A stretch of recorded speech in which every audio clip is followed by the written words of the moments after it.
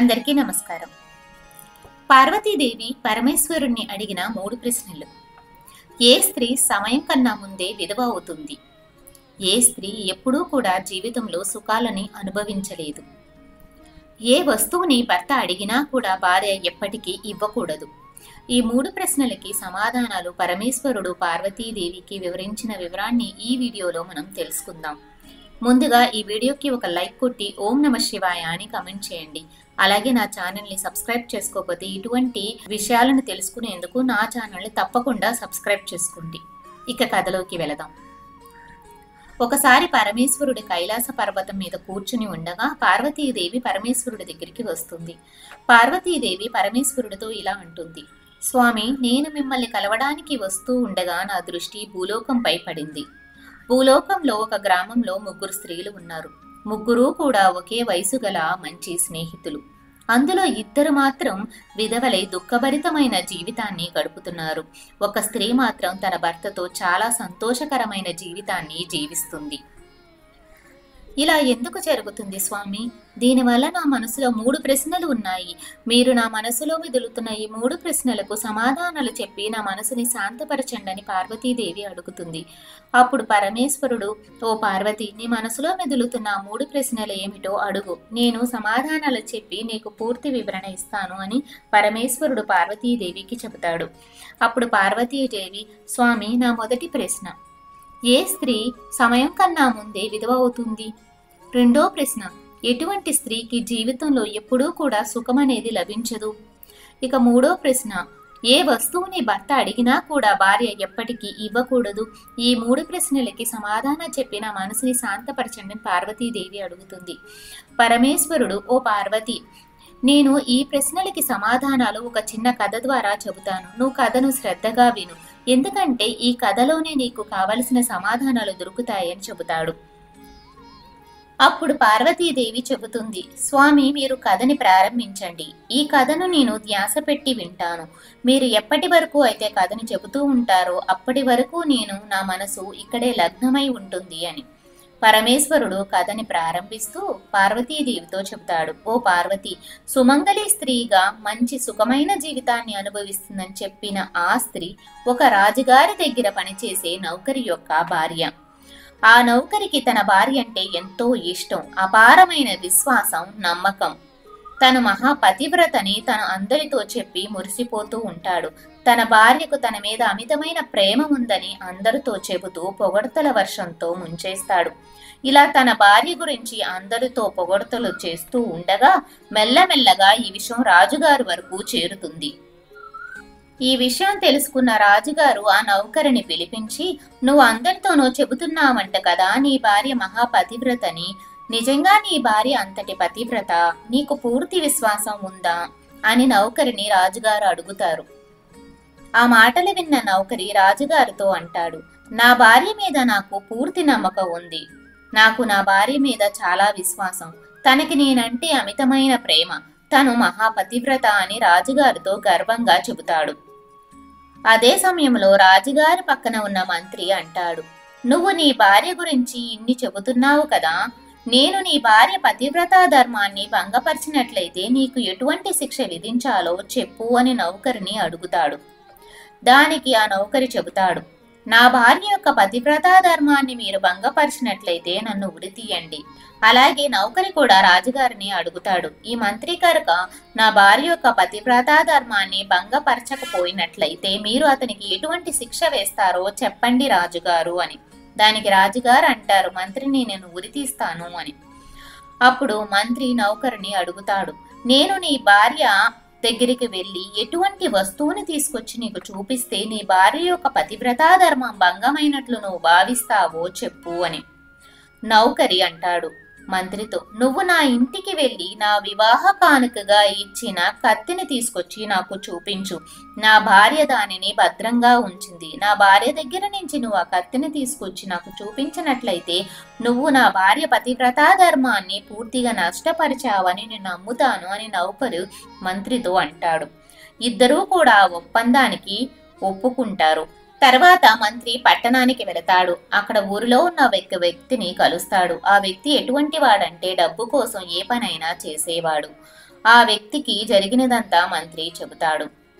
ఆ యొక్క నౌకరి యొక్క భార్యతో నాకు సంపర్కం జరిగేలాగా ఏర్పాటు చెయ్యని ఆ వ్యక్తితో అంటాడు. నీకెంత ధనం కావాలంటే అంత ఇస్తానని డబ్బు ఆశ చూపిస్తాడు. అప్పుడు ఆ వ్యక్తి, మీరు దయచేసి ఆ ఆమె గురించి మాట్లాడకండి, ఎందుకంటే ఆ స్త్రీ మహాపతివ్రత, కనీసం ఆమె మీ ముఖం కూడా చూడదు అని. అప్పుడు మంత్రి చెబుతాడు, సరే అయితే నువ్వు ఒక పని చేయి, నువ్వు తన దగ్గరికి వెళ్ళి వాళ్ళ వివాహ కానుకగా ఉన్న ఆ కత్తిని తీసుకురా. అలాగే ఆ స్త్రీకి సంబంధించిన గుప్తాంగనాలలో ఏదైనా ఒక చిహ్నం ఉన్నట్లయితే నువ్వు అది చూసి నాకు చెప్పు అంటాడు. నీకు ఎంత ధనం కావాలన్నా ఇస్తాను అని ఆ వ్యక్తితో మంత్రి చెబుతాడు. ఆ వ్యక్తి దానికి అంగీకరిస్తాడు. తర్వాత ఆ వ్యక్తి నౌకరింటికి వెళతాడు. నౌకర్ భార్యతో ఇలా చెబుతాడు, చూడమ్మా, నేను నీ భర్త యొక్క చిన్ననాటి స్నేహితుణ్ణి, చాలా సంవత్సరాల తర్వాత ఇక్కడికి వచ్చాను అని. ఆ నౌకరి భార్య కొంచెం ఆలోచిస్తుంది. తను చెబుతుంది, నేను ఎప్పుడూ కూడా మిమ్మల్ని చూడలేదు, అందువల్ల నేను మిమ్మల్ని గుర్తుపట్టలేకపోతున్నాను అని. కానీ తను చెప్పిన మాటలు నమ్మి తనని ఇంట్లోకి ఆహ్వానిస్తుంది. ఈ విధంగా ఆ వ్యక్తిని తను చాలా గౌరవ మర్యాదలతో పలకరిస్తుంది. ఆ తర్వాత ఇంట్లోకి ఆహ్వానిస్తుంది. పాపం తనకేం తెలుసు ఆ వ్యక్తి తనని మోసం చేయడానికి వచ్చాడని. ఆ వ్యక్తి తనతో చెబుతాడు, నేను నా స్నేహితుడిని కలిసిన తర్వాత ఇక్కడి నుంచి వెళతాను, ఎందుకంటే నేను చాలా దూరం నుంచి వచ్చాను అని చెప్పి. అలా చెప్పి 2 రోజుల పాటు అక్కడే ఉండిపోతాడు. ఒకానొక సమయంలో ఆ స్త్రీ స్నానం చేస్తూ ఉండగా ఆ వ్యక్తి లేచి తలుపులు తెరిచి లోపలికి వెళతాడు. ఆ పతివ్రత స్త్రీ చాలా బిత్తరపోతుంది. అయినా కూడా ఆ వ్యక్తి ఆమె మాటలు వినలేదు. ఆ వ్యక్తి అంటాడు, చాలా రోజుల తర్వాత నాలో ప్రేమ పుట్టింది, నిన్ను చూశాక నాలో ఉన్న ప్రేమ పుట్టింది అని చెప్పి.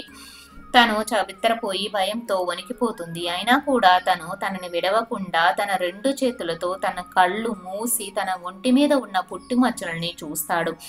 తర్వాత ఆ వ్యక్తి వాళ్ళు భద్రంగా దాచుకున్న కత్తిని అక్కడి నుంచి దొంగిలించి నేరుగా మంత్రి దగ్గరికి వెళతాడు. మంత్రికి ఆ కత్తిని ఇచ్చి తను చూసిన పుట్టుమచ్చల గురించి కూడా చెబుతాడు. ఆ మంత్రి అది మెచ్చి అతనికి ధనం ఇచ్చి అక్కడి నుంచి అతనిని పంపించేస్తాడు. ఆ తర్వాత మంత్రి రాజుగారి దగ్గరికి వెళ్ళి రాజుగారితో ఇలా అంటాడు, నేను నౌకరి భార్యని కలిశాను, 2 రోజులు తనతోనే ఉన్నాను. తన పతివ్రతా ధర్మం భంగం అయ్యింది. తన చేతుల మీదుగా వాళ్ళ ప్రేమ కారుకుని తన నుంచి నేను బహుమతిగా పొందాను అని చెబుతాడు. అలాగే రాజుగారి దర్బారుకి ఏర్పాటు చేయమని అడుగుతాడు. రాజుగారు దర్బారు ఏర్పాటు చేస్తారు. నౌకరిని పిలిపిస్తారు. నౌకరితో మంత్రి ఇలా అంటాడు, నేను నీ భార్యతో 2 రోజులు గడిపాను. నీ భార్య చేతుల మీదుగానే ఈ కత్తిని తీసుకున్నాను. ఇప్పుడు చెప్పు, నీ భార్య మహాపతివ్రత అని. పుట్టుమచ్చల గురించి కూడా నౌకరితో చెబుతాడు. నౌకరు చాలా బాధపడతాడు. నిజంగానే తన భార్య యొక్క పతివ్రతాధర్మం భంగమైందని ఎంతో బాధపడతాడు. తను ఒప్పుకుంటాడు. నా భార్య యొక్క పతివ్రతాధర్మం పోయింది అని చెప్పి ఒప్పుకొని తను ఉరితీయమని అంటాడు. అప్పుడు రాజుగారు ఆ నౌకరికి 15 రోజుల్లో ఉరితీయాలని చెబుతాడు. రాజుగారు చివరగా ఆ నౌకరిని, నీకేదైనా చివరి కోరిక ఉంటే అడుగు అని అంటాడు. అప్పుడు నౌకరి చెబుతాడు, నేను నా భార్యని కలవాలనుకుంటున్నాను అని. రాజుగారు దానికి ఒప్పుకుంటారు.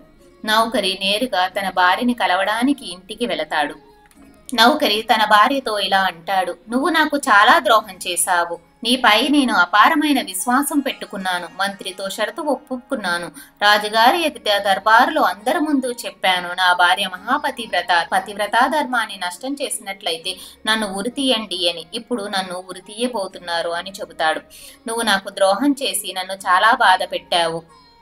నాకు ఏ మంచి చెయ్యలేదు అని నౌకరు తన భార్యతో అంటాడు. తనతో చెబుతుంది, జరిగిందంతా చెబుతుంది. అయినా సరే ఆ నౌకరికి విశ్వాసం కలగలేదు. మళ్ళీ తిరిగి రాజుగారి దర్బారికి వెళతాడు. అప్పటి నుంచి నౌకరి భార్య భగవంతుణ్ణి ప్రార్థిస్తూనే ఉంటుంది. తర్వాత ఆ నౌకరి భార్య రాజుగారి దర్బారికి వెళ్లి రాజుగారి ఎదుటిగా తను నాట్యం చేయడానికి అనుమతి ఇవ్వమని కోరుతుంది. ఆ పతివ్రతా స్త్రీ అయిన ఆ నౌకరి భార్య భగవంతుని తలుచుకుంటూ తన వేషాన్ని మార్చుకుని రాజుగారి ఎదుట నాట్యం చేయడానికి ఆజ్ఞ ఇవ్వమని అడుగుతుంది. ఆ నౌకరి భార్య చాలా అందంగా ఉండడం వల్ల రాజుగారు ఆమెను నాట్యం చేయడానికి అంగీకరిస్తారు. తర్వాత మంత్రులు, నౌకరులు అందరూ కూడా కలిసి నాట్య ప్రదర్శనకి ఏర్పాటు చేస్తారు. రాజుగారు, మంత్రులు అందరూ కూడా రాజదర్బార్లో కూర్చుని ఉండగా నౌకరి భార్య నాట్యం చేయడం ప్రారంభిస్తుంది.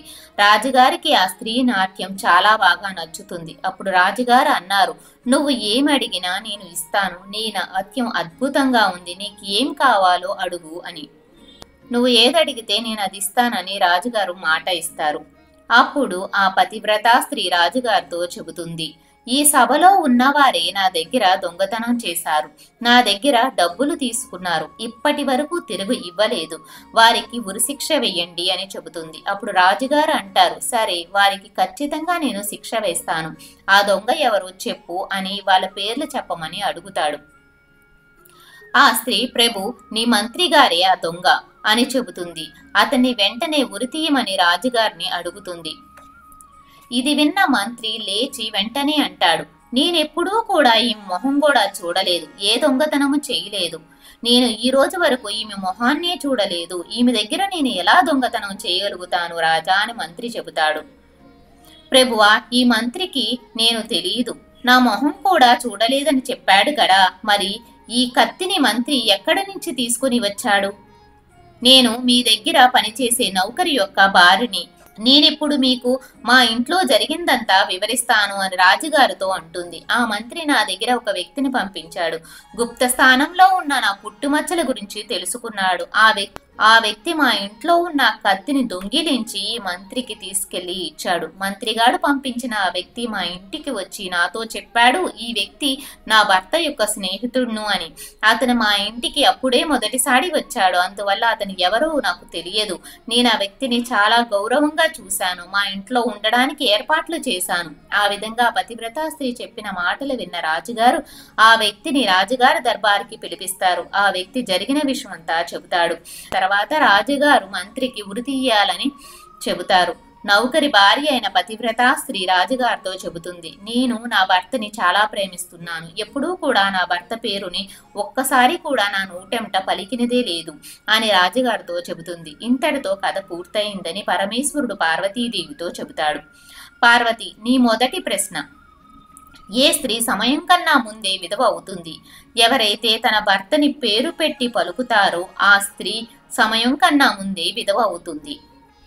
భర్త పేరును భార్య ఎప్పుడూ కూడా పిలవకూడదు. భర్త పేరును పలకడం వల్ల భర్త ఆయుష్ అనేది తగ్గుతూ వస్తుంది. సమయం కన్నా ముందే వాళ్ళు విధవ అవుతారు. అలాగే దుఃఖభరితమైన జీవితాన్ని అనుభవిస్తారు. ఇది అసలైన విషయం. తన భర్త పేరును ఎప్పుడూ కూడా తన నోటితో పలకలేదు. అక్కడ ఇద్దరు విధవ స్త్రీలు జీవిస్తున్నారు. వారిద్దరూ కూడా తన భర్తని పేరుతో పిలిచేవారు. అందువలన వారి భర్తల ఆయుష్ తగ్గిపోతూ వచ్చింది. తద్వారా స్త్రీలు సమయం కన్నా ముందే విధవలయ్యారు. ఈ రోజు వారు దుఃఖభరితమైన జీవితాన్ని అనుభవిస్తున్నారు. అందువల్ల ఏ స్త్రీ కూడా తన భర్తను పేరు పెట్టి తన నోటెముట పలకకూడదు. సాక్షాత్తు పరమేశ్వరుడే ఈ విషయాన్ని పార్వతీదేవితో చెప్పారు. పార్వతి, నీ రెండో ప్రశ్న ఏమిటంటే, ఏ స్త్రీ ఎప్పుడూ కూడా జీవితంలో సుఖాన్ని అనుభవించలేదు అని. ఏ స్త్రీ అయితే తన భర్త అనుమతి లేకుండా ఉత్సవాలకి కానీ వెళుతుందో తన జీవితంలో ఎప్పుడూ కూడా సుఖం అనేది అనుభవించదు. తను చేసేది మంచి పైన కూడా భర్తకి తెలియకుండా రహస్యంగా చేసినట్లయితే తను ఎప్పటికీ కూడా జీవితంలో సుఖాన్ని అనుభవించలేదు అని చెబుతాడు. అటువంటి స్త్రీకి భర్త పేరు ఎప్పటికీ కూడా లభించదని పార్వతీదేవికి చెబుతాడు. పార్వతి నవ్వుతూ మూడో ప్రశ్న అని అడుగుతుంది, ఏ స్త్రీ తన భర్త అడిగినా కూడా ఏ వస్తువుని ఇవ్వకూడదు అని. అవి ఏమిటంటే, ఒక స్త్రీ ఎప్పుడూ కూడా తన భర్తకి శాపనార్థాలు అస్సలు పెట్టకూడదు. ఎంత కోపంలో ఉన్నా కూడా శాపనార్థాలు పెట్టకూడదు. ఎవరైతే స్త్రీ తన భర్తని ఎప్పుడూ కూడా కొడుతూ గొడవ పడుతూ ఉంటుందో ఆమె ఎప్పుడూ కూడా మంచి చరిత్రను పొందలేదు. అటువంటి స్త్రీ జీవితం అంతా కూడా ఏడుస్తూనే ఉంటుంది. ఈ స్త్రీకి జీవితంలో సుఖం అనేది రానే రాదు. అటువంటి స్త్రీ సమయం కన్నా ముందే విధవ అవుతుంది. ఈ విధంగా పరమేశ్వరుడు చెప్పిన ఈ మూడు ప్రశ్నల సమాధానాలు విన్న తర్వాత పార్వతీదేవి ఎంతో సంతృప్తి ఉంటుందో, ఏ స్త్రీ అయితే ఎప్పుడూ నవ్వుతూ సంతోషంగా భర్తను గౌరవిస్తూ ఉంటుందో అటువంటి స్త్రీ దుఃఖభరితమైన జీవితానికి దూరంగా ఉంటుంది. ఇంట్లో లక్ష్మీదేవి ఎప్పుడూ కూడా స్థిరంగా కొలువై ఉంటుంది. అలాగే అటువంటి స్త్రీలకు ధనధాన్యాలకి లోటు ఉండదు. అటువంటి స్త్రీ ఆ ఇంటిని స్వర్గంలా మార్చుకుంటుంది. చూశారు కదండి ఈ సమాధానాలు. తప్పకుండా ప్రతి స్త్రీ తన భర్తని గౌరవించాలి. ఎటువంటి పరిస్థితుల్లోనూ భర్తను పేరు పెట్టి పిలవకూడదు. ఎందుకంటే భర్త పేరుని భార్య తలచినట్లయితే భర్త యొక్క ఆయుష్ తగ్గుతుందని స్వయంగా పరమేశ్వరుడే పార్వతీదేవికి చెప్పారు. ఈ వీడియో కనుక మీకు నచ్చినట్లయితే తప్పకుండా లైక్ చేసి మీ ఫ్రెండ్స్కి షేర్ చేయండి. అలాగే మా వీడియోస్ని మీరు వెంటనే చేరాలనుకుంటే మా ఛానల్ని సబ్స్క్రైబ్ చేసుకొని పక్కనే ఉన్న బెల్ ఐకాన్ని ప్రెస్ చేయండి. ధన్యవాదాలు. Thank you.